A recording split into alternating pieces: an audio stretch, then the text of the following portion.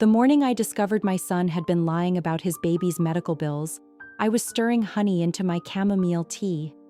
Marcus had called me 47 times that week, each message more desperate than the last. "Mom, the specialist needs $15,000 by Friday, or they won't operate on Emma." His voice had cracked perfectly, just like when he was 12 and wanted a new bicycle. But something felt wrong this time. Maybe it was the background noise, laughter and clinking glasses, when he claimed to be at the hospital. Or perhaps it was my neighbor Helen mentioning she'd seen him at the casino last Tuesday. Whatever it was, that Thursday morning, I knew I had to make a choice that would change everything. I just didn't know I'd end up disappearing completely. The kettle whistled on my old gas stove, the same piercing note it had sung for 23 years. I wrapped my cardigan tighter around my shoulders, the burgundy one Dorothy had knitted for my 70th birthday, and shuffled toward the kitchen. Outside my apartment window, San Meredith was waking up slowly, garbage trucks rumbling down Acacia Avenue like they did every Thursday at 6:47 a.m. I poured the water over my chamomile tea bag, watching the pale golden color bloom in my favorite mug, the one with tiny violets painted around the rim. Harold had bought it for me at a craft fair in '98, 6 months before the cancer took him. "Violets for my Violet," he'd said, that crooked smile lighting up his whole face. 24 years later, I still heard his voice every morning when I reached for that mug. The apartment wasn't much: 2 bedrooms, 1 bathroom, a living room that doubled as my craft space. But the walls held decades of memories. Photographs covered every surface. Harold in his postal uniform, Marcus taking his first steps, Jenny in her high school graduation gown before she moved to Perth.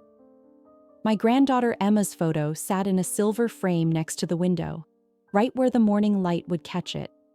I settled into my recliner, the one luxury I'd allowed myself after Harold passed. My knitting basket sat beside it, full of half-finished projects. The baby blanket I'd started for Emma was nearly complete, soft yellow wool with white daisies embroidered along the edges. 18 months old now, and I'd only seen her a handful of times.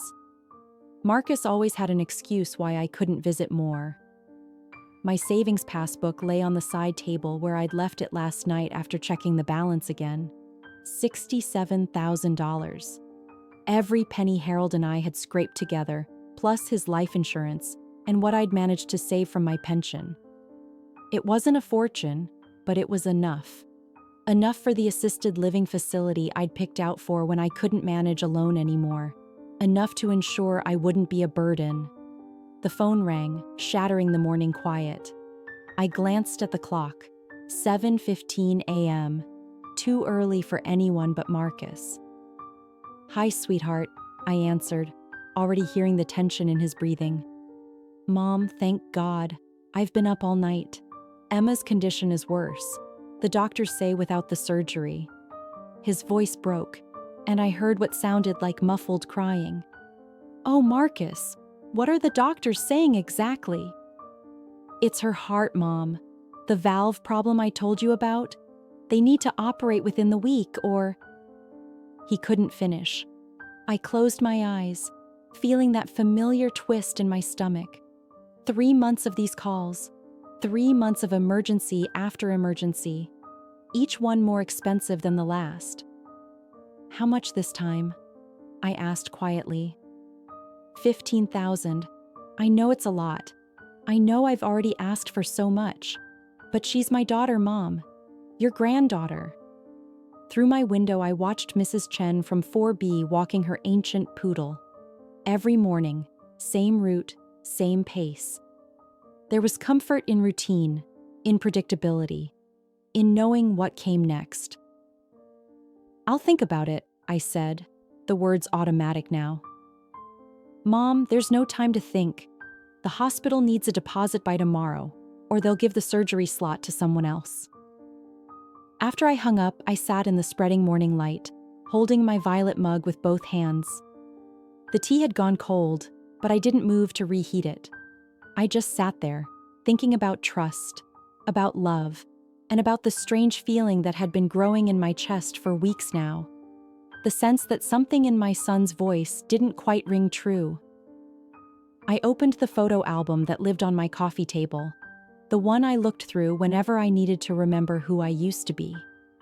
There I was at 35, standing proudly in front of Mercy General Hospital in my crisp nurse's uniform. 42 years I'd worked those halls, through rotating shifts and aching feet, through the AIDS crisis and COVID-19. I'd held more hands than I could count, witnessed last breaths and first cries. The pages crinkled as I turned them. Harold and me on our wedding day. I was 19, he was 21, both of us convinced we knew everything about love. We'd been wrong about that, but right about each other. 48 years we'd had together, not nearly enough. There was Marcus at 5, grinning gap-toothed at the camera, clutching a plastic fire truck. "I'm gonna be a fireman," he'd announced to everyone. By high school, those dreams had faded. By 25, he was selling insurance. By 35, he was between jobs more often than not.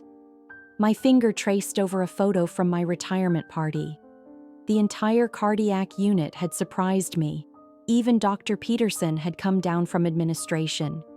They'd given me a gold watch and a pension that, combined with Harold's postal retirement, would see us through. We'd planned so carefully, every penny allocated, every future expense anticipated. But we hadn't anticipated Harold's lung cancer. We hadn't anticipated the experimental treatments insurance wouldn't cover. We hadn't anticipated me being 72 and alone, with $67,000 standing between me and destitution. The assisted living facility brochure peeked out from beneath the album. Sunshine Gardens. What a name. But I'd visited 3 times, and it was nice enough. Clean, well-staffed, with a garden where residents could grow tomatoes if they wanted. The deposit was $50,000, with monthly fees my pension could cover. I'd have a studio apartment, 3 meals a day, and help when I needed it. Most importantly, I wouldn't die alone in this apartment, undiscovered for days like Mr. Garrett in 6C last year. My phone buzzed, a text from Marcus. "Mom, I'm sending you the hospital billing information. Please, I'm begging you." Then another. "Emma needs her grandma to save her life." I set the phone aside and walked to my bedroom, to the small safe Harold had installed in the closet floor. The combination was our anniversary date. Inside sat the passbook, some jewelry, and our wedding rings. I pulled out the passbook, running my thumb over the numbers. The first withdrawal had been 3 months ago, $5,000 for Emma's emergency surgery. Then $8,000 for specialist consultations. Then $12,000 for experimental treatments not covered by insurance. Always urgent, always life or death, always accompanied by Marcus's tears and promises to pay me back once he got on his feet. I thought about Harold's last words to me. "Take care of yourself, Vi. Promise me." I'd promised. But how could I take care of myself when my granddaughter needed help? Back in the living room, I picked up the photo Helen had given me last week. She'd taken it at the grocery store, not realizing the significance. There in the background, clear as day, was Marcus loading cases of beer into his car. The timestamp showed Tuesday, 2:47 p.m. The same Tuesday he'd texted me saying he was at the children's hospital all day, holding Emma's hand through another crisis. One lie. One small lie caught in a photograph. But if there was one, how many others were there?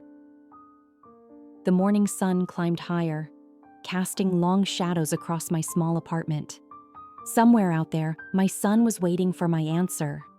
Somewhere my granddaughter existed. But in what condition? Under what circumstances? I realized with a cold certainty that I didn't actually know. The doorbell rang just as I was washing my lunch dishes. Through the peephole, I saw Helen Kozlowski from 3A, holding a plate covered in aluminum foil. Helen was 81, sharp as a surgical scalpel, and had lived in the building even longer than I had. "Violet, dear, I made too much lasagna again," she said when I opened the door, though we both knew she never made too much of anything accidentally. "Come in, Helen. I'll put on some coffee." She settled at my kitchen table, her keen eyes taking in everything: the pile of medical bills I'd been reviewing, the calculator with its depressing numbers, the photo of Emma I kept by the sugar bowl. "How's that beautiful granddaughter of yours?" she asked, though something in her tone suggested she already knew the answer would be complicated. "Marcus says she needs another surgery," I replied, keeping my voice neutral. "Something about her heart valve." Helen stirred her coffee slowly, deliberately. "Funny thing, my grandson Tommy works at Children's Medical Center. You know, where Marcus says Emma gets her treatment? Tommy's in billing." My hand stilled on my cup. "Oh?" "I mentioned Emma Bolton to him. You know me, always bragging about everyone's grandchildren." She paused, meeting my eyes. "Tommy couldn't find any patient by that name. Not in cardiology, not in general pediatrics. Nowhere." The words hit me like ice water, but I kept my face calm. 42 years of nursing had taught me to control my reactions. "Maybe she's registered under her mother's name. Marcus and Sheila never married." "Maybe," Helen agreed, but her expression said she didn't believe it any more than I did. "Violet, I don't mean to pry, but when's the last time you actually saw Emma? In person, I mean." I had to think. 2 months ago, just briefly. The memory was hazy. A quick visit, Marcus claiming Emma was napping after just 5 minutes. I'd driven 3 hours each way for barely any time with my granddaughter. And these medical emergencies started when? About 3 months ago. The timeline suddenly seemed significant. Helen reached across the table and patted my hand. Her skin was paper thin, marked with age spots, but her grip was firm. "My dear, I think you need to ask some hard questions." After she left, I sat with her words echoing in my head. I picked up my phone and scrolled through the messages from Marcus. Dozens of them, all urgent, all desperate. But looking at them now, I noticed things I'd missed before. The medical terminology wasn't quite right. The billing documents he'd sent were always photographed at angles that obscured certain details. And why was it always him contacting me, never Sheila? I dialed Sheila's number. It went straight to voicemail as it had for weeks. Next, I called Children's Medical Center myself. "I'm calling about my granddaughter's billing. Emma Bolton? She's a patient of Dr. Martinez in cardiology?" "I'm sorry, ma'am, we don't have a doctor. Martinez in our cardiology department. Could the patient be under a different name?" My mouth went dry. "Could you check Sheila Patterson?" The sound of typing. "No patients under that name either. Which department did you say?" I hung up, my hands shaking. The phone rang almost immediately. Marcus. "Mom, did you just call the hospital?" His voice was sharp, accusatory. I was trying to understand the billing. "You can't just call like that. There are privacy laws. You're not on the authorized list. You could have jeopardized Emma's care." "Marcus, I just wanted to—" "I can't believe you don't trust me. I'm your son. Emma is dying and you're playing detective." His voice cracked with what sounded like genuine emotion. "I'm at the hospital now. Emma's crying. She keeps asking why Grandma won't help her." "Put her on the phone," I said quietly. "Let me talk to her. She's too weak. The doctors say talking exhausts her." "Then send me a video. Just a few seconds, so I can see her." "Mom, I can't believe you're asking for proof that your granddaughter is sick. What kind of person does that make you?" After he hung up, I sat in the gathering dusk, Helen's lasagna cooling on my counter. Outside, San Meredith went about its evening routines. But inside my small apartment, everything had shifted. The foundation of trust I'd built my life on was showing cracks. and I wasn't sure what would be left standing when it finally gave way. 3 days after Helen's visit, Marcus appeared at my door unannounced. It was 8 p.m., and I was already in my nightgown and robe, settling in with a crossword puzzle. Through the peephole, I could see him shifting his weight, running his hands through his hair, his tell since childhood when he was about to lie. "Mom, we need to talk," he said when I opened the door. His eyes were bloodshot, stubble darkening his jaw. He looked like he hadn't slept in days. "Come in," I said, though every instinct screamed to leave the chain on. He slouched on my couch, the same spot where he used to curl up with stomach aches to avoid school. At 43, he still had that boyish quality that made people want to take care of him.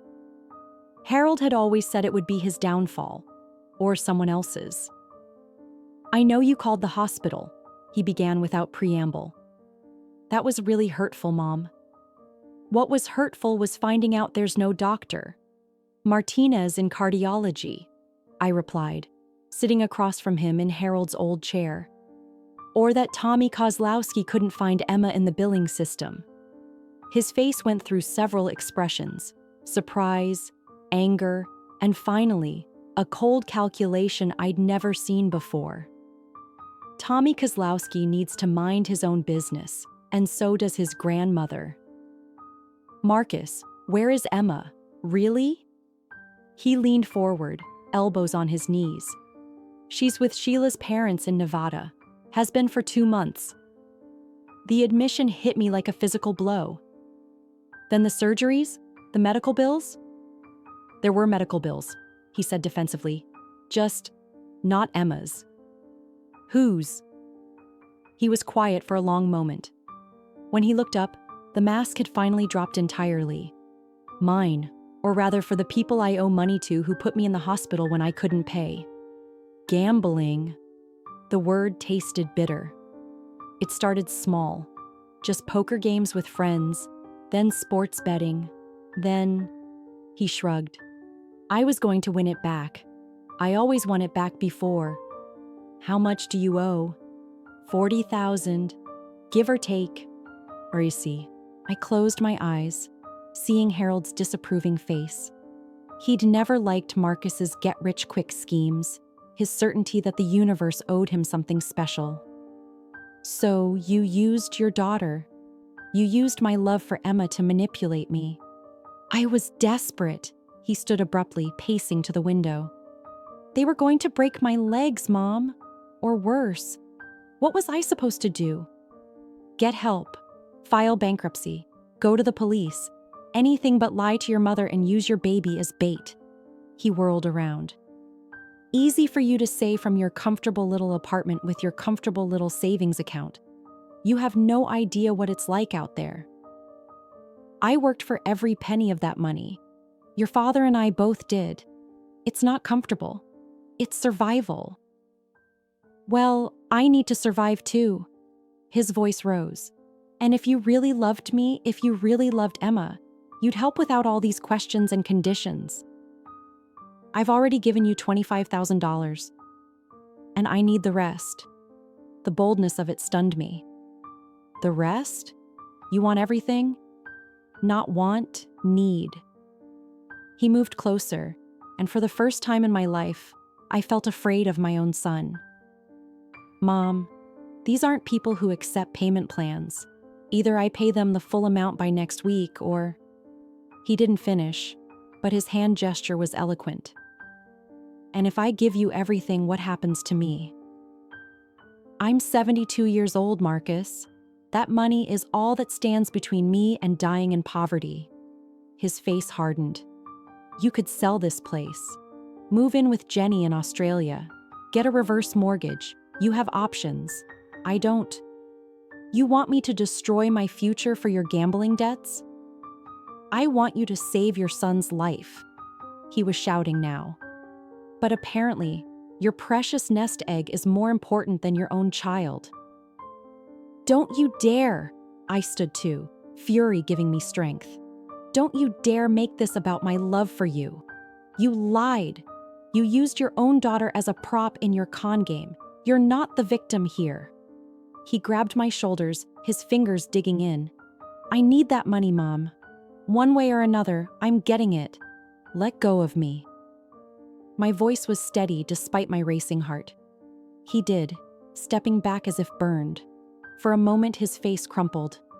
"Mom, I'm sorry. I didn't mean. I'm just so scared." But I'd seen behind the mask now. The son I'd raised was gone. Or maybe he'd never existed at all. "Get out," I said quietly. "Get out of my home and don't come back." He left, slamming the door behind him. I slid the deadbolt and put the chain on, then sank into my chair, shaking. Outside, I heard his car peel out of the parking lot. The call came at 3 a.m., 5 days after I'd thrown Marcus out. I fumbled for my phone, heart already racing. Nothing good ever came from middle-of-the-night calls. "Mrs. Bolton?" An unfamiliar female voice, professional but concerned. "This is Dr. Sarah Chen at San Meredith General. Your son Marcus was brought in about an hour ago." I sat up, instantly alert. What happened? "He was assaulted, he's stable, but he has a broken orbital bone, 3 cracked ribs, and significant bruising. He's asking for you." 20 minutes later, I walked through the emergency room doors I'd passed through thousands of times as a nurse. But tonight, I was just another worried family member in hastily thrown-on clothes. Marcus lay in Bay 7, his face a patchwork of purple and blue. His left eye was swollen shut, his lips split and puffy. When he saw me, he tried to smile, then winced. "Mom," he whispered through swollen lips. "You came." Despite everything, my nurse instincts kicked in. I checked his chart, noted his vitals, assessed the damage with professional eyes. Whoever had done this had been methodical, painful but not life-threatening. A message, not a murder attempt. "Who did this?" I asked, though I already knew. They said. He swallowed painfully. "They said this was the final warning. 10 days, or next time they won't stop at my face." A young doctor entered. Dr. Chen, according to her badge. "Mrs. Bolton, could I speak with you privately?" In the hallway, she pulled up something on her tablet. "Your son had some interesting visitors earlier. 2 men who claimed to be his cousins. Security had to escort them out when they became insistent about seeing him." "Did they say anything?" "One of them asked a nurse to give Marcus a message. He said, 'Tell him his mother looks like a nice lady. It would be a shame if we had to visit her too.'" Ice flooded my veins. They threatened me? I've recommended Marcus file a police report, but he's refusing. Says it would only make things worse. Dr. Chen studied me with intelligent eyes. "Mrs. Bolton, I've seen this before. Whatever your son's involved in, it's escalating. These people don't make idle threats." Back in the room, Marcus was crying, careful, painful tears that couldn't flow properly from his swollen eyes. "Mom, I'm so sorry. I never meant for them to drag you into this." "But they have," I said quietly. "They know who I am, where I live. I'll figure something out. I'll—" "Stop." I pulled a chair close to his bed. "No more lies, Marcus. I need the complete truth, every detail." So he told me. The gambling had started 5 years ago, after he lost his insurance job. Online poker at first, then underground games in Chinatown. He'd won big early on, enough to convince himself he had a system. But the house always wins, and soon he was borrowing to play. Borrowing to pay what he'd borrowed, spiraling deeper with every bet. "Sheila found out 8 months ago," he admitted. "That's why she took Emma to her parents. Said she wouldn't let me destroy our daughter's life like I'd destroyed ours." "But you told me about Emma's surgeries. You sent medical documents." "Fake. I got them from this guy who makes documents for people like me. Cost me $500. but I figured if I could get money from you." He trailed off, ashamed. "You figured you'd pay off the debt and win your family back." "It sounds stupid when you say it out loud." "It sounds desperate," I corrected. "And cruel." "Do you have any idea what these last months have been like? Thinking my granddaughter was dying?" "I know. God, Mom, I know. But I'm your son. Doesn't that count for something?" I looked at him. Really looked. Beneath the bruises and swelling, he was still my baby boy. But babies grow up and sometimes they grow wrong. Sometimes love isn't enough to fix what's broken. "The men who did this," I said finally. "Who are they exactly?" "The Kozlov brothers. They run high-stakes games out of a warehouse in the industrial district. I owe them $40,000 now." "And if you don't pay?" He was quiet for a long moment. "They have a pig farm upstate." I stood abruptly, nausea rising. This wasn't just about money anymore. This was about survival, his and now mine. In my car, I pulled out my phone and scrolled to Rebecca's number, Harold's niece in Maine. "Becca? It's Aunt Violet. I know it's early, but I need your help. How quickly could you help me disappear?" The next morning, they started calling. Unknown numbers at first, then blocked ones. I let them all go to voicemail until I heard Sheila's voice. "Violet? It's me. Please pick up. This is important." I grabbed the phone on the last ring. "Sheila? Is Emma okay?" "She's fine. She's here with my parents." Her voice was strained, exhausted. "But Violet, I need to warn you. Marcus called me last night from the hospital. He's desperate. He told me everything. The lies about Emma, the money he owes. I'm so sorry. I should have called you months ago." "Why didn't you?" A long sigh. "He begged me not to. Said he'd handle it. And honestly, I was so focused on protecting Emma and getting away from him that I didn't think about you. I'm sorry." "Can I see her? Emma? Even just a video?" "Of course." Within minutes, my phone buzzed with a video. There was Emma, healthy and laughing, playing with blocks. No tubes, no machines, just a beautiful baby girl I'd been grieving for months.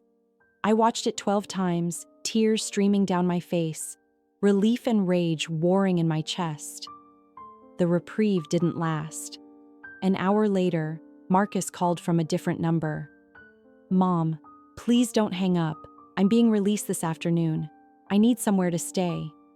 "No. They know where my apartment is. I can't go back there. That's not my problem anymore."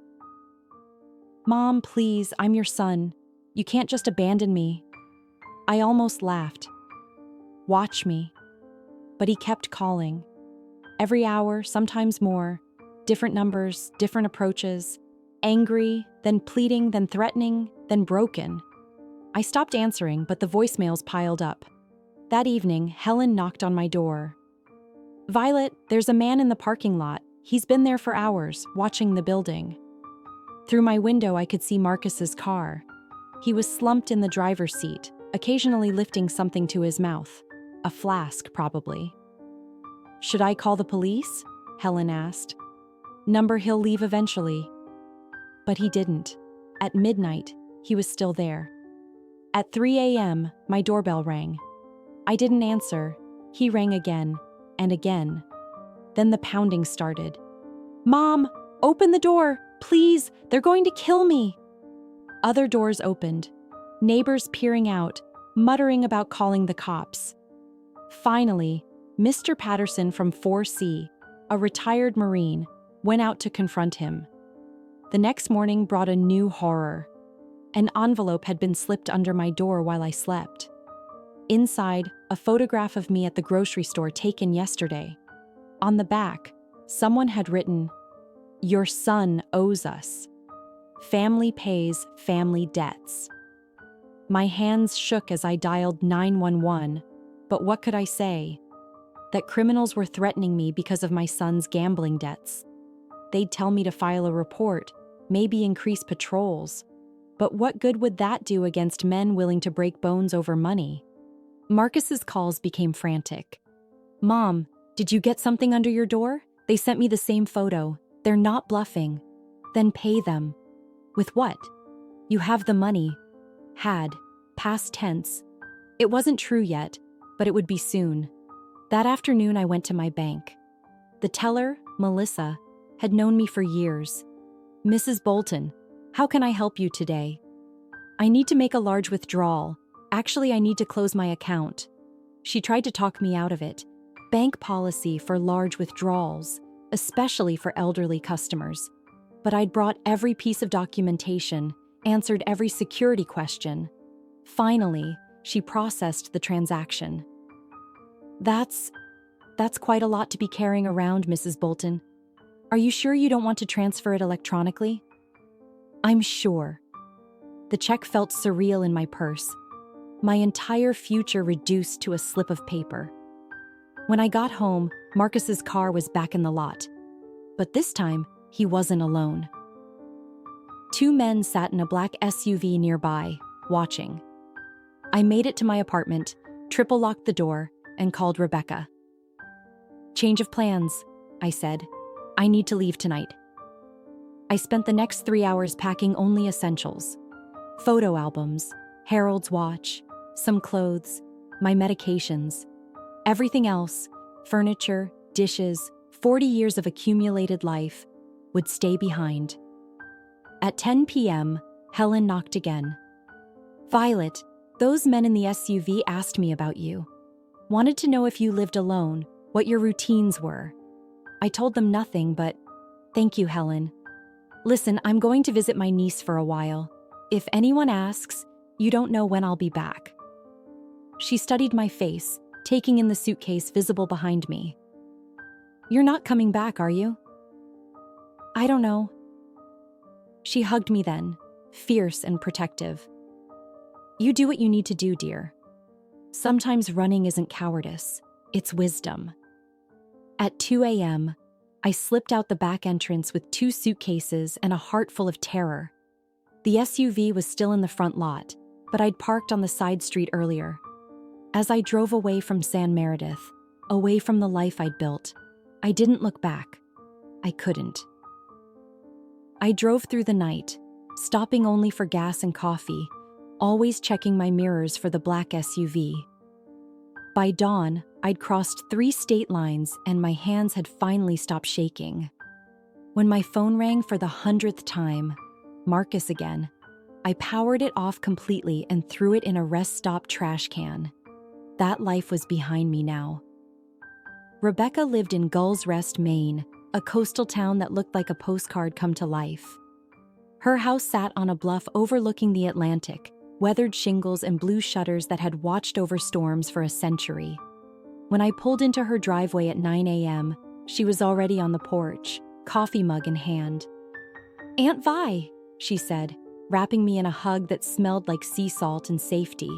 "You look like hell." "Feel worse," I admitted. Inside, her husband Tom had breakfast waiting: scrambled eggs, toast, orange juice. Simple things that felt like miracles after the night I'd had. Rebecca was Harold's niece, but we'd never bothered with the technicalities. She was family in all the ways that mattered. "Start from the beginning," she said, settling across from me at their kitchen table. "And don't leave anything out." So I told them everything. Marcus's lies, the gambling debts, the threats, the escalation. Tom's face darkened with each detail. He was a former prosecutor, now in private practice, and I could see him cataloging potential crimes. "The men who threatened you," he said when I finished. "The Kozlov brothers. I can make some calls, see what law enforcement knows about them." "No," I said quickly. "That might make things worse. I just want to disappear." Rebecca and Tom exchanged glances. "About that," Rebecca said. "I've been thinking. You can't just vanish, Aunt Vi. You have Social Security, Medicare, doctors. You need an identity." "I'll figure it out." "No." Her voice was firm, We're going to do this right. Tom's sister manages a women's shelter in Portland. They help women escape dangerous situations all the time. New identities, new locations, the whole thing. But I'm not a battered woman. You're a woman in danger because of a family member, Tom said. That qualifies. Let me make some calls. While Tom worked his contacts, Rebecca helped me settle into their guest room. It overlooked the ocean, waves crashing against rocks in an endless rhythm. I sat on the bed, suddenly exhausted beyond measure. You did the right thing, Rebecca said, sitting beside me. Uncle Harold would be proud. Would he? I abandoned my son. You escaped an impossible situation. There's a difference. That afternoon, Tom's sister Claire arrived. She was small and fierce, with steel gray hair and eyes that had seen too much. She listened to my story without judgment, taking notes in neat handwriting. First things first, she said when I finished. We need to get you truly off the grid. That means a new phone with no connection to your old life, a new email, new everything. The check from your bank? We'll need to handle that carefully. I have it here. I pulled it from my purse, still surreal in its simplicity. Claire studied it. We'll deposit this in a shelter account first, then move it in smaller amounts to a new account under a different name. It'll take time, but it's safer than carrying around a large check. A different name? Have you thought about what you'd like to be called? I hadn't. Violet Bolton had been my identity for 72 years. My middle name is Rose, I offered. And my mother's maiden name was Thornton. Rose Thornton. Claire smiled. I like it. Memorable, but not unusual. Over the next week, Claire worked her magic. A Maine driver's license in the name of Rose Thornton, using an address for a shelter affiliate. A new social security card would take longer, but she had connections working on it. A post office box in Portland for mail. A basic flip phone with no GPS, no apps, no way to track me. The hard part, Claire said, is letting go of everyone from your old life. No contact with friends, extended family, anyone who might inadvertently give away your location. I thought of Helen, of the other nurses I still exchanged Christmas cards with, of Jenny in Australia, who didn't even know I'd fled. What about my daughter? Especially not her. Desperate people do desperate things, and your son will absolutely use her to find you. Tom had done his research on the Kozlov brothers. They're bad news, he reported. Connected to organized crime out of Boston. But they're also businessmen. Without you as leverage, they'll have to work out something else with Marcus. Or kill him, I said quietly. That's his choice to face, Rebecca said firmly. You can't save someone who won't save themselves. We developed a plan. In 2 weeks, I'd move to a small apartment Claire had found in Deer Harbor, a tiny town 2 hours north. The rent was cheap, paid in cash, and the landlord didn't ask questions. I'd live quietly as Rose Thornton, a retired widow enjoying her golden years by the sea. The night before I left for Deer Harbor, I sat with Rebecca on her porch, watching the sunset over the Atlantic.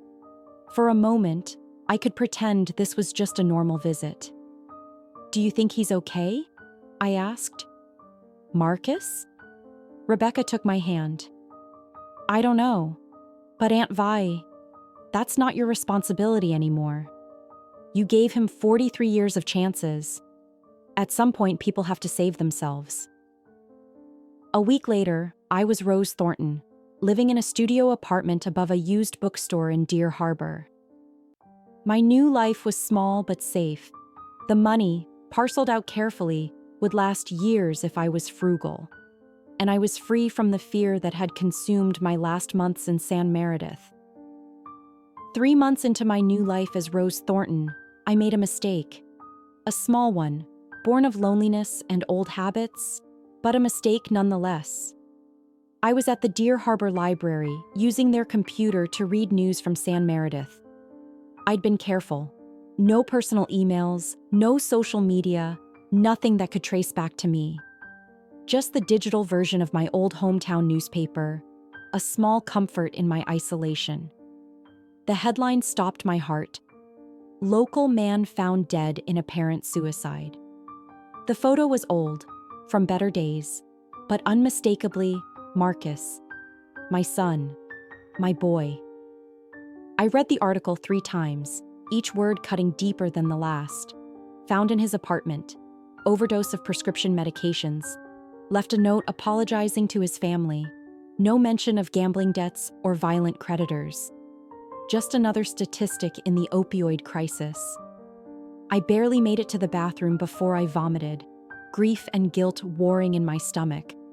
When I emerged, shaking and red-eyed, the librarian, a kind woman named Esther, touched my shoulder gently. "Are you all right, dear? Should I call someone?" "No," I managed. "Just some bad news about an old friend." But that night, alone in my apartment, I couldn't maintain the lie. That was my son, my child. And I'd left him to die alone. For 3 days, I didn't leave my apartment. I sat by the window, watching fishing boats come and go, trying to reconcile Rose Thornton's safety with Violet Bolton's grief. On the 4th day, my flip phone rang. Only 3 people had the number: Rebecca, Tom, and Claire. This was Claire. "Rose, we need to talk. Can you come to Portland?" Something in her voice set off alarm bells. "What's wrong?" "Not over the phone, but you're safe. Just, we need to meet." I drove the 2 hours in a haze of anxiety. Claire met me at a coffee shop downtown, her face grave. "There's been a development," she said without preamble. "Your son is dead. I know, I saw the news." Her eyebrows rose. "You weren't supposed to be checking news from home." "I know. I'm sorry, Violet." She used my real name deliberately. "He's not dead."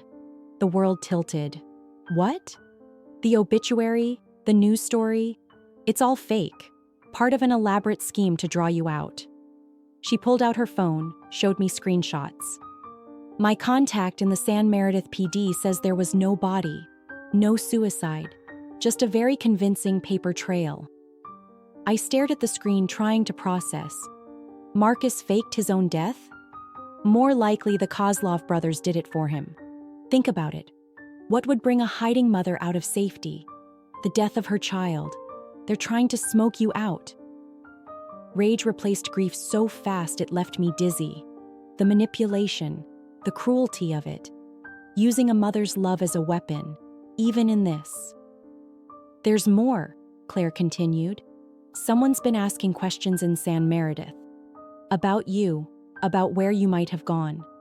They've hired a private investigator." That night, back in Deer Harbor, I packed again. This time, I felt different. My son was alive, but he was dead to me now. Using his own death as bait, there was no coming back from that. The next morning, my landlady, Mrs. Chen, knocked on my door. "Rose? There's a man downstairs asking about you. Says he's your nephew from California." I didn't have a nephew in California. Rose Thornton didn't have any nephews at all. "Tell him I'm not here," I said, already grabbing my go bag. "Tell him I left yesterday to visit friends in Canada." She studied my face, reading the fear there. "Go out the back, through the bookstore storage room. I'll keep him talking." I fled down the back stairs, through musty rows of used books, out into the alley where my car waited. As I drove away, I glimpsed a large man in a black coat talking to Mrs. Chen, one of the Kozlov brothers, or someone like them. I drove north, no destination in mind except away. At a rest stop, I called Claire from a payphone. "They found me?" "Where are you now?" "Highway 1, heading north. I don't know where to go." "Listen carefully. There's a women's shelter in Eastport, right on the Canadian border. Ask for Sister Mary Catherine. Tell her I sent you. She'll know what to do. Claire, I can't keep running. I'm 72 years old. This is killing me faster than the emphysema. I know, honey, but right now, running is living. Get to Eastport. We'll figure out the next step. But as I drove, a different plan began forming, one that didn't involve running anymore. At the next town, I found a FedEx office. I took the cashier's check, my entire life savings, and put it in an overnight envelope. The address I wrote was for a charity in Portland that helped trafficking victims. In the note, I wrote simply, "From someone who understands the need to escape. Use this to help others run." Gone. Every penny, given away to ensure no one could take it from me. As I dropped the envelope in the box, I felt lighter than I had in months. I got back in my car and continued north, not running anymore, just driving. Tomorrow, I'd figure out whether to cross into Canada or turn myself into the police with the whole story. Tonight, I was just Rose Thornton, a woman with nothing to lose and nothing to fear. The road stretched ahead, dark and endless. I turned on the radio, found an oldies station playing songs from my youth, and I drove toward whatever morning would bring, finally understanding that sometimes the only way to win is to refuse to play the game at all. The Eastport police station was smaller than my old apartment, just a converted house with a hand-painted sign out front. I sat in my car for 20 minutes, watching the sun rise over the easternmost point in the United States, before I found the courage to go inside. The officer at the desk looked young enough to be my grandson. His nameplate read, "Officer Trevor Mills." "Can I help you, ma'am?" "My name is Violet Bolton," I said, the word strange after months of being Rose. "I need to report an extortion scheme, fraud, and threats against my life." His eyes sharpened. "Ma'am, are you in immediate danger?" "Not anymore, but I need to tell someone the whole story before they find me again." 4 hours later, I told my story 3 times, to Officer Mills, his sergeant, and finally to Detective Janet Reeves from the state police. She was a woman about my daughter Jenny's age, with keen hazel eyes and a way of listening that made me tell her details I'd forgotten I remembered. "The Kozlov brothers," she said when I finished. "We know about them. They're on our radar, but witnesses tend to disappear or change their minds." "I'm not changing mine," I said firmly. "Though I should tell you, the money they wanted is gone. I gave it to charity yesterday. All of it." She blinked. "You gave away $67,000? "Every penny, to a trafficking victims fund. I have the receipt." A slow smile crossed her face. "Mrs. Bolton, that's either the smartest or craziest thing I've ever heard." "Maybe both, but they can't get blood from a stone, and they can't threaten me with my son anymore. I know his game now." "About your son?" She pulled out a file. "We've been in contact with San Meredith PD. Marcus Bolton is indeed alive. He was spotted at a casino in Atlantic City 2 days ago." Of course he was. I felt nothing. No surprise, no anger, just a hollow acknowledgement. "We can arrange protective custody." "No," I cut her off. "I'm done hiding. I want to go public. Every detail. If I'm not a secret anymore, I'm not useful to them." She made some calls. By evening, I was in a hotel room in Bangor with a victim's advocate named Patricia and a plan that would have seemed insane 6 months ago. "We'll start with local news," Patricia explained. "Your story, elderly woman fleeing violent extortionists, it's compelling. Once it goes viral, you become too visible to touch. And Marcus?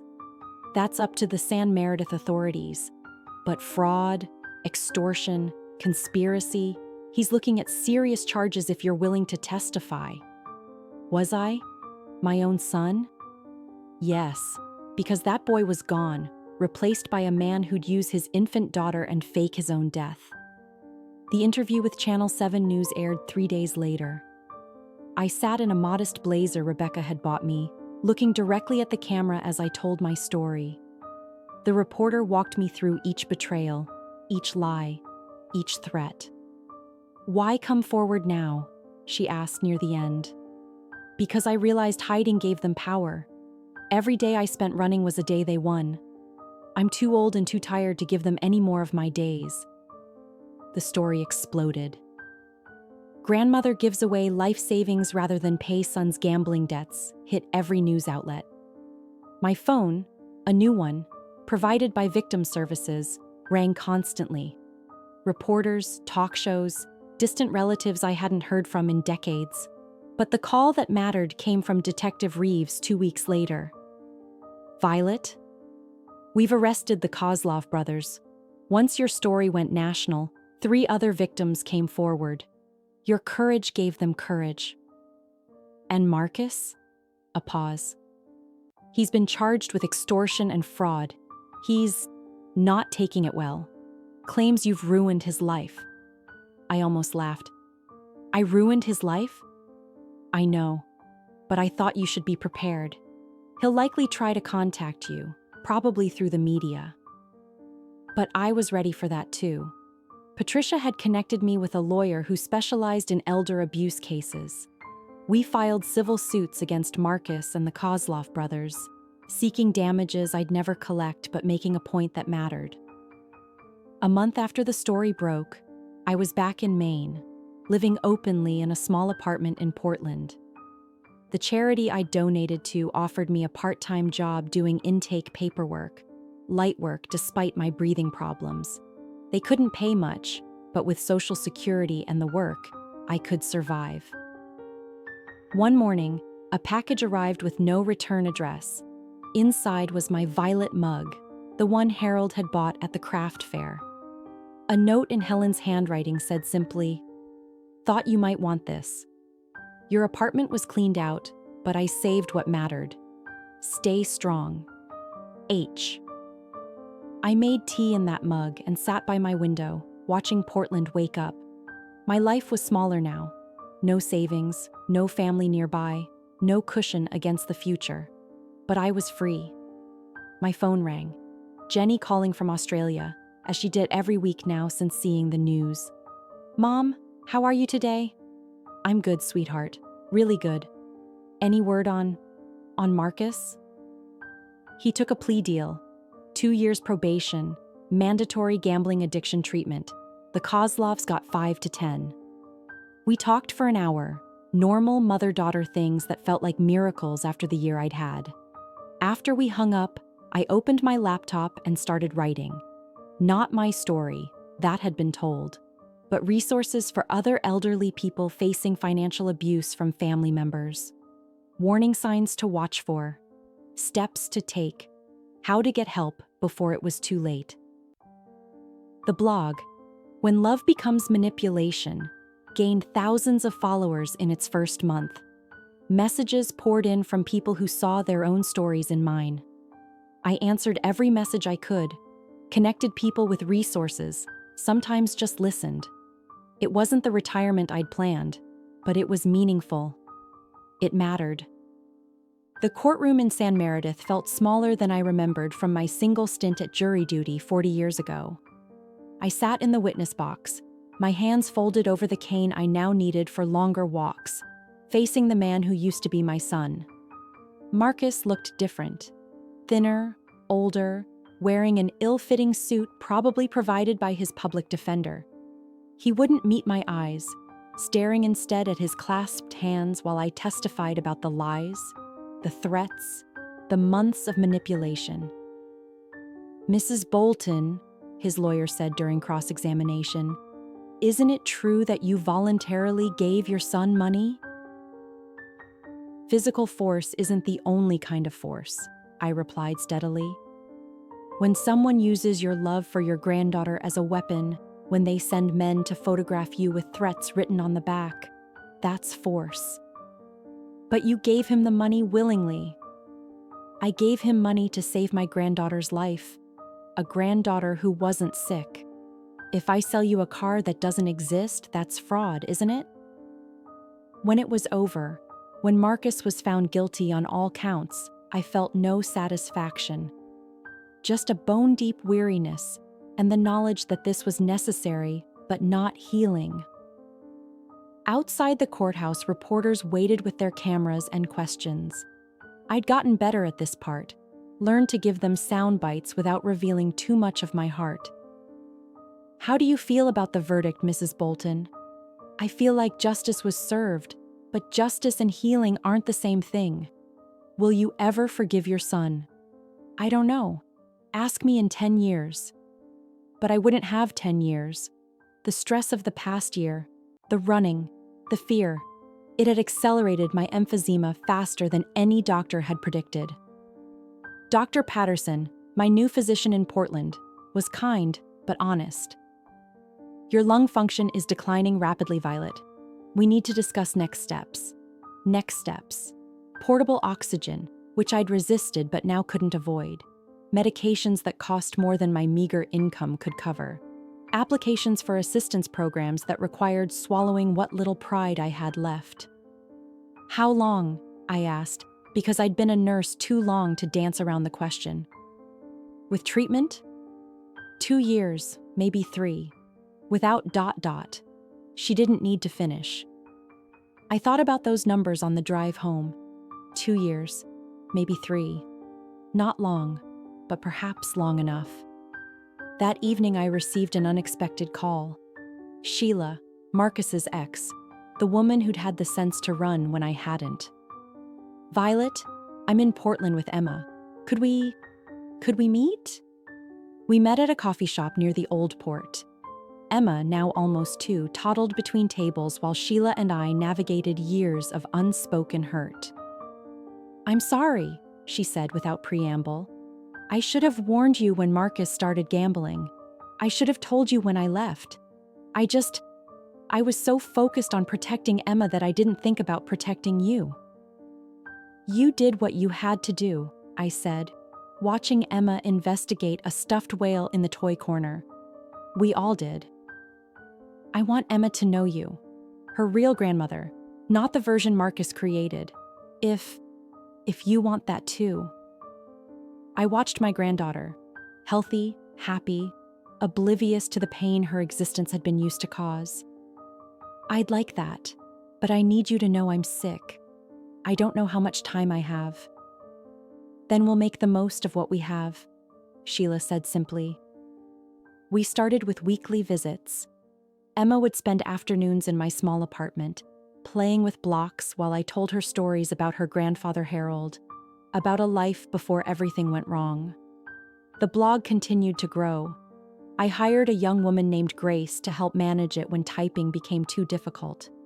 Together, we created resources, connected victims with help, shared stories of survival and loss. One afternoon, while Emma napped on my couch and Sheila worked on her laptop at my kitchen table, my phone rang. The display showed the federal prison where Marcus was serving his sentence. I almost didn't answer. But something, mother's instinct or simple curiosity, made me pick up. "You have a collect call from Marcus Bolton. Press 1 to accept." I pressed 1. "Mom?" His voice was smaller than I remembered. "Thank you for taking the call." "What do you want, Marcus?" Sheila sent me a picture of Emma with you. She looks happy." "She is happy. No thanks to you." "I know." A long pause. "I'm in therapy here. Real therapy. Not just the mandatory group sessions.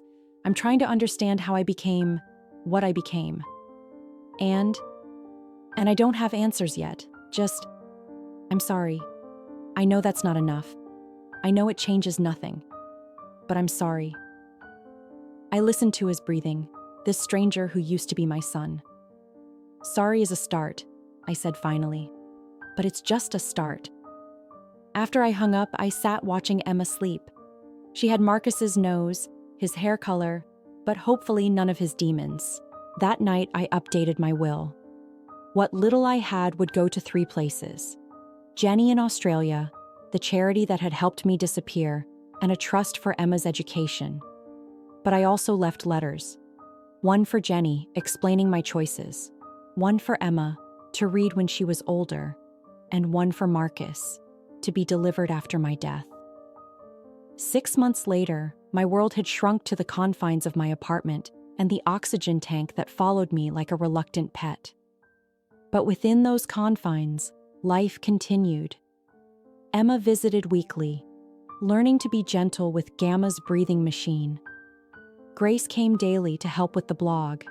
Jenny had visited twice, and once a month, a letter arrived from federal prison. I didn't always answer them, but I read each one. Marcus was trying, in his way. Too late for us, perhaps, but maybe not too late for him. One evening, Grace showed me the latest blog statistics. We'd helped connect over 500 elderly people with resources. Law enforcement in 12 states had used our materials in training. "You've built something amazing, Violet," Grace said. "This will help people long after." "After I'm gone," I finished. "I know. That's the point." That night, I lay in bed listening to my oxygen machine's rhythm, thinking about consequences. Every action ripples outward, touching lives in ways we never imagine. Marcus's lies had destroyed my old life, but from that destruction had come something new. Pain transformed into purpose, loss into legacy. Spring arrived in Portland with a reluctance that matched my own relationship with hope.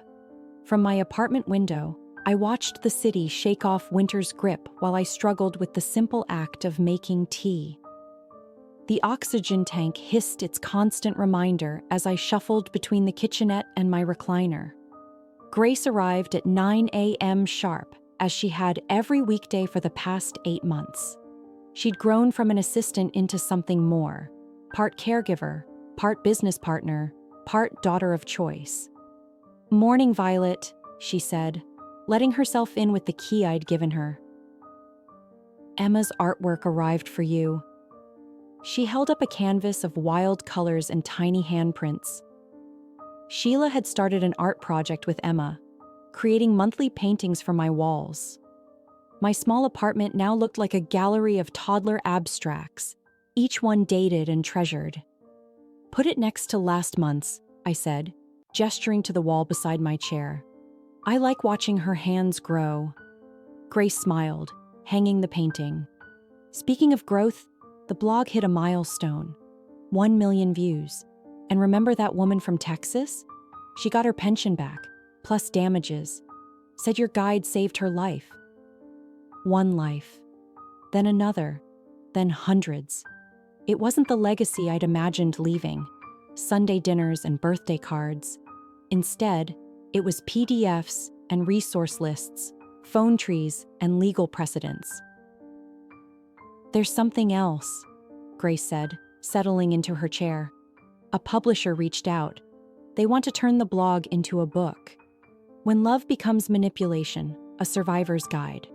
They're offering a decent advance. A book. My words in print, reaching even further. What would that involve? I'd do most of the heavy lifting, organizing, editing. You'd need to write some new content, maybe record some audio interviews. We could donate part of the proceeds to the shelter network." "Let's do it," I decided. "But we write it together. Your name goes on it too." That afternoon, Emma visited. She was talking more now, stringing words into almost sentences. "Gamma, look!" She held up a stuffed elephant. "Ellie fly." "Does Ellie fly high?" I asked, watching her zoom the elephant around my coffee table. "So high." "To moon." Sheila sat beside me, her laptop open to job listings. She'd been looking for work in Portland, wanting to be closer as my health declined. "There's an opening at Maine Medical," she said. "Pediatric nursing. The hours would let me maintain Emma's schedule." "You don't have to move here for me," I said, though part of me desperately hoped she would. "I'm not," Sheila replied. "I'm moving here for Emma. She needs to know you while she can. And I need it too. You're the only family we have left that feels like family. Family. Such a complicated word now. My daughter Jenny, calling faithfully from Australia. My son in prison, writing letters full of recovery speak.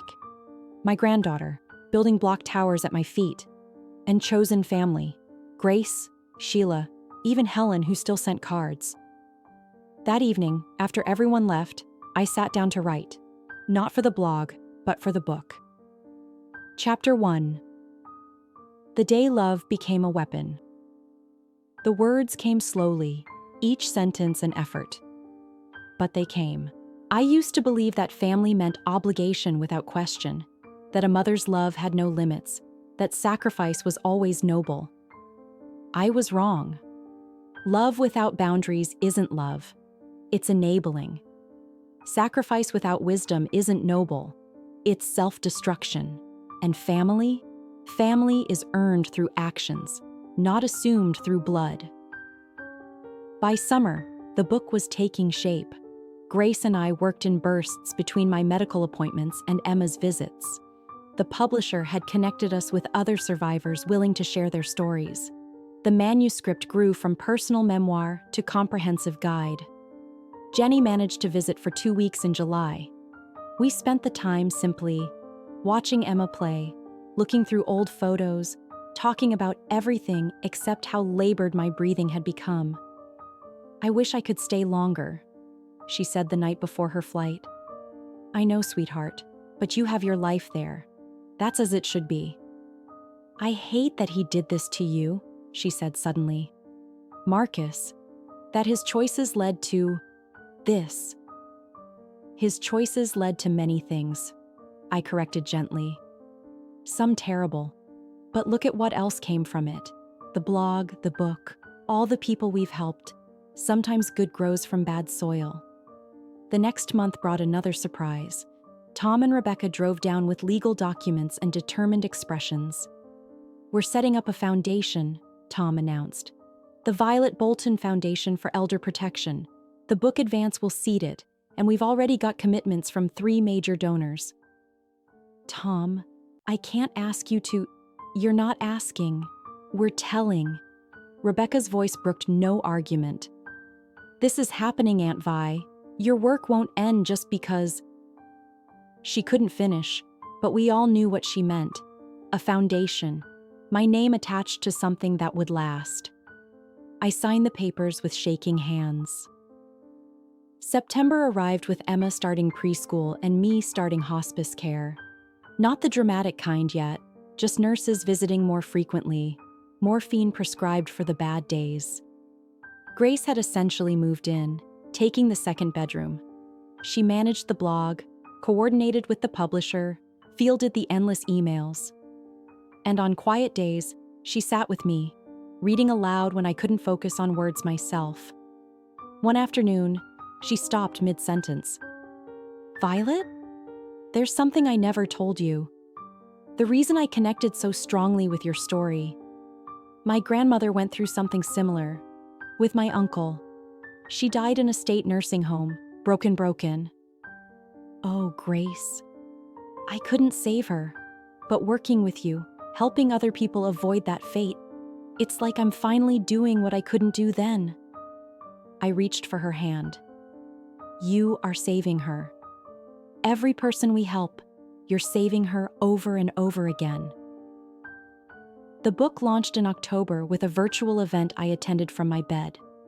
3,000 people logged on to hear me speak about survival, about courage, about the difference between giving up and letting go. By November, Emma was calling me on video when visits became too difficult. She'd show me her drawings, sing songs from preschool. Sheila had gotten the job and found an apartment 10 minutes away. Marcus wrote more frequently now, his letters showing genuine progress. He'd completed his addiction program, was working in the prison library. I couldn't forgive him. Forgiveness felt too large for my shrinking world, but I could acknowledge his efforts. December brought lights outside my window and a tree in my living room, decorated by Emma with enthusiastic asymmetry. The foundation had officially launched, with Rebecca as director. We've already funded legal aid for 57 cases, Rebecca reported. On Christmas Eve, I woke to find my apartment full. Jenny had flown in secretly. Sheila and Emma were arranging presents. Grace was making coffee. Even Helen had driven up. "We decided you needed a proper Christmas," Jenny announced. Emma climbed carefully onto my bed. "Gamma sick?" "Yes, sweetheart. Grandma's sick." "I kiss better?" She leaned in, planting a wet kiss on my forehead. "Much better," I assured her, memorizing everything. Her weight, her smell, the pure love in her eyes. That night, I thought about the years since I'd fled San Meredith, the life I'd lost, the life I'd built, the lives I'd touched. My phone buzzed with a message, another survivor reaching out on Christmas Eve. Grace would answer in the morning, would provide the resources we'd built together. It wasn't the life I'd planned, but it was real, and it mattered. And for tonight, for this breath and the next, that was enough. The last January of my life arrived with a gentleness I hadn't expected. No dramatic decline, just a slow, steady dimming like a sunset that takes its time. I spent most days in the hospital bed Grace had arranged in the living room, positioned so I could see both Emma's artwork and the harbor beyond. "We need to talk about final arrangements," the hospice nurse Patricia said one morning. She was kind but direct, qualities I appreciated. "I know," I replied. "I've been thinking about it." No funeral, I decided. Cremation. Scatter me in the Atlantic off Rebecca's house. I want to go back to the sea. Patricia made notes. "Any specific requests for the end?" "My granddaughter shouldn't see it, but I'd like Grace there. And Jenny if she can make it. Helen if she's willing to travel." I paused. "And tell Sheila to bring Emma by this week, while I'm still me." That visit came 2 days later. Emma bounced in with 3-year-old energy, clutching a book about elephants she wanted to read to me. We made it through 5 pages before she got distracted by the snow outside. "Gamma, make snowman?" she asked hopefully. "Grandma can't go outside, sweetheart, but you could build one where I can see from the window." Sheila bundled her up, and they built a lopsided snowman in the courtyard, Emma waving at me after every addition. "She won't remember me," I said to Grace. "She'll remember the feeling of being loved," Grace replied. "Sometimes that's enough." When they came back inside, Emma climbed carefully onto the bed. "Snowman for Gamma," she announced proudly. "He's perfect," I told her. "Will you take care of him for me?" "I take care," she promised solemnly. Then, with the sudden shifts of toddler attention, "Gamma, where you go?" Children know things. I looked at Sheila, who nodded slightly. "Grandma has to go on a trip soon," I said carefully. "A long trip where I can't come back.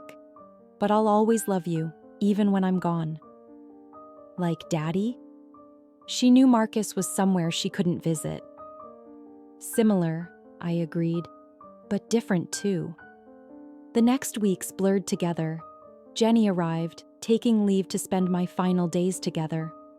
We talked about everything and nothing: childhood, my marriage to Harold, the way life never goes as planned but sometimes surprises you with unexpected grace. "I need you to do something for me," I told her one afternoon. "The letters in my desk drawer. Make sure everyone gets them, even Marcus." "Even Marcus," she agreed, though I could see it hurt her. Tom and Rebecca visited, bringing news about the foundation. "We've partnered with AARP," Tom reported. "They're going to feature our resources nationally." Helen made the trip from San Meredith, using a walker herself, but determined. She brought photos from the old building, gossip about neighbors. "That apartment's still empty," she told me. "No one wants to rent where someone fled in the night." "Maybe it is bad luck," I agreed. but sometimes bad luck leads to better things. One morning, I woke to find Marcus on the tablet screen Grace was holding. A video call from prison. "Hi, Mom," he said quietly. He looked older, clearer. "Marcus, I couldn't manage more. I know you can't forgive me. I know what I took from you, but I wanted to see you, to tell you that I hear you now, really hear you. Are you okay? I'm sober. 447 days. I'm working. I'm in therapy. I'm trying." "Good," I whispered. "Keep trying. Sheila sends me videos of Emma sometimes. She looks like you." "She looks like herself," I corrected. "Let her be herself." "I will, I promise. Mom, I love you, whatever that's worth now." "It's worth something," I admitted. "Not everything, not enough, but something." After he hung up, I cried. Not for reconciliation, we were past that, but for the acknowledgement that love could persist even when relationship couldn't. February arrived with a storm that made me grateful for warmth, for Grace's presence, for the rotating cast of visitors. "The book's selling well," Grace reported. "We've raised enough for the foundation to hire 2 full-time advocates." "You'll keep it going?" I asked, though I knew the answer. "As long as people need help."